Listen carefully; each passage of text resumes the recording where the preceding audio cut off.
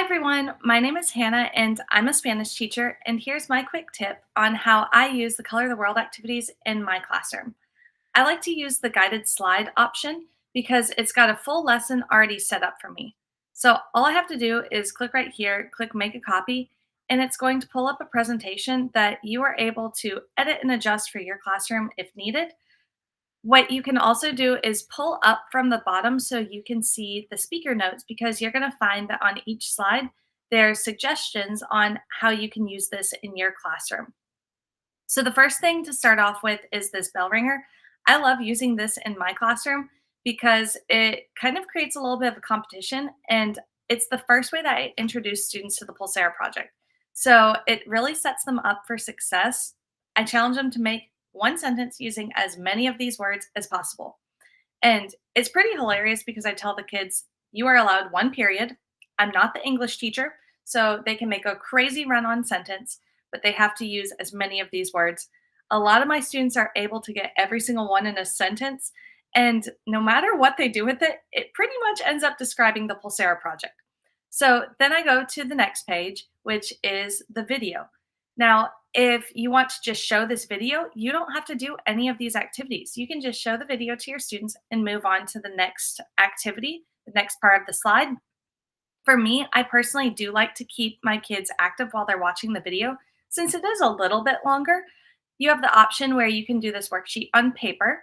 So here is what it looks like on paper, and they just fill in the blanks and these boxes as they go on. Or I personally do the digital option in my classroom. So this digital option is great for schools that are a one-to-one district. You can have every single student pull this up, and they're each responsible for the material. Or if you have a smartboard in your room, you can throw it up onto the smartboard and do the whole thing as a class. So on this activity, you're going to see quotes from the video. And I challenge students to sort it into these four core values of the Pulsar project: humility, solidarity, self reflection, and new understandings of poverty. There's not necessarily just one correct answer, but this is what I allow my students to chat about and talk in their groups and decide where they think each of these should go. So after we watch the video, I put my kids into groups and I number them off 1 through 4 for those four core values. So one group is going to be the solidarity group, one's the humility group, self reflection, and the new understandings of poverty group. And in that group, everyone is going to receive a piece of paper.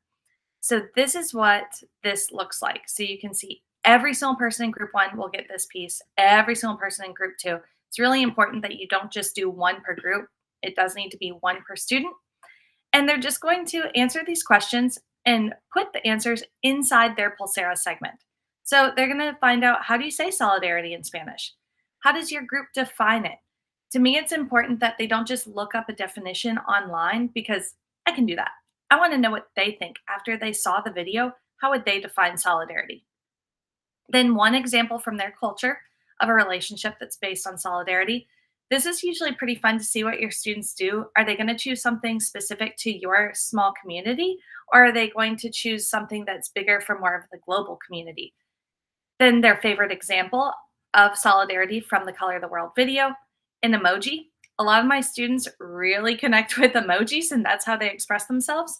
So sometimes they remember the emoji better than the definition. So I have them always do that emoji part too. And then a hashtag as well. It can be about the Pulsera project, it can be about solidarity in general. This usually takes my students about 10 minutes. And so afterwards, I tell them to color and decorate their Pulsera, make it look nice.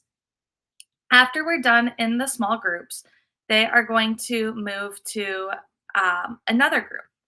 So you might have 6 people in the solidarity group. Just number them off 1 through 6. Go to the humility group, same thing, number them off 1 through 6. And you're going to form brand new groups. So I tell all my students, all the ones go over here, all the twos go over here, all the threes go over here. It's okay if you don't have 100% the exact same number in every single group. You want to try, but it's okay if it doesn't happen. So these new groups, what's great about them is you now have one representative from each of the core values in a new group. So you have, in group one, there's going to be one solidarity, one humility, etc.